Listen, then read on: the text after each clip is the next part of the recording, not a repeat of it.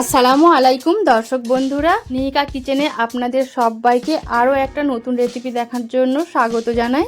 আজকে রেসিপি মুড়ির মোয়া। বানানো খুবই সহজ, বানাতে মাত্র 5 মিনিট সময় লাগে। আর এটা বানিয়ে আপনারা অনেক দিন পর্যন্ত স্টোর করে রাখতে পারেন, একেবারে মুচমুচে এরকমই থাকবে। তো মুড়ির মোয়া বানানোর জন্য প্রথমে আমার লাগবে মুড়ি। তো এরকম মুচমুচে আর লম্বা মুড়ি নেওয়ার আপনারা চেষ্টা করবেন। আর মুড়িটা যদি মুচমুচে না হয় তাহলে গ্যাসে একটু গরম করে নিতে পারেন, কড়াইয়ে কিছুক্ষণ একটু ভেজে নিলে হালকা করেই মুড়িটা গরম হয়ে যাবে। এখন গ্যাসের মধ্যে আমি কড়াই বসিয়ে নিয়েছি, ওর মধ্যে নিয়ে নিলাম 150 গ্রাম আখের গুড়, আর ওর মধ্যে দিয়ে দিলাম সামান্য একটু পানি। এখন গুড়টা নেড়ে চেড়ে ভালো করে ফুটিয়ে পাক করে নিতে হবে। আর গ্যাসের ফ্লেমটা এই সময় হাই হিটেই রাখতে হবে। দেখুন গুড়টা আস্তে আস্তে ফুটে উঠছে আর এর মধ্যে কত বাবলস ক্রিয়েট হয়েছে। এখন বেশ কিছুক্ষণ ধরে আমি গুড়টা একটু পাক করে নিলাম, প্রায় 2 থেকে 3 মিনিটের মতো সময় লাগবে।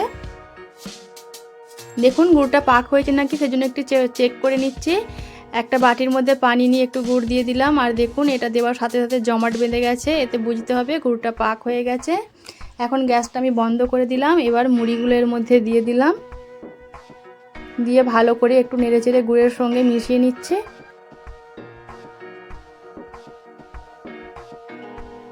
এবার সুন্দর করে গুড়ের সঙ্গে মুড়িগুলো মিশিয়ে নিলাম।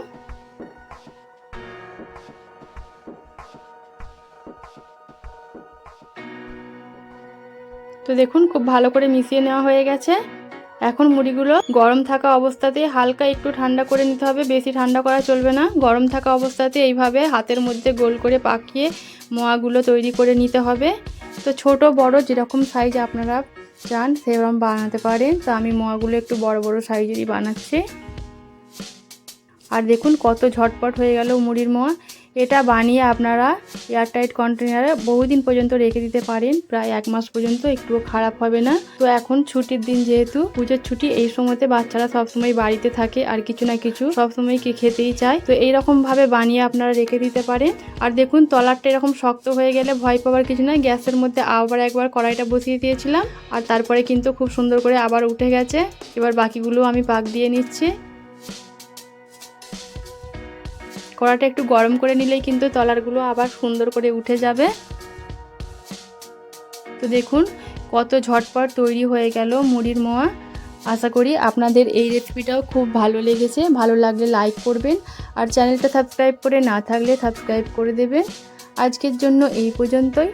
দেখা হচ্ছে পরবর্তী ভিডিওতে আবারও কোনো নতুন রেসিপি নিয়ে। সবাই খুব ভালো থাকবেন, সুস্থ থাকবেন। আল্লাহ হাফেজ।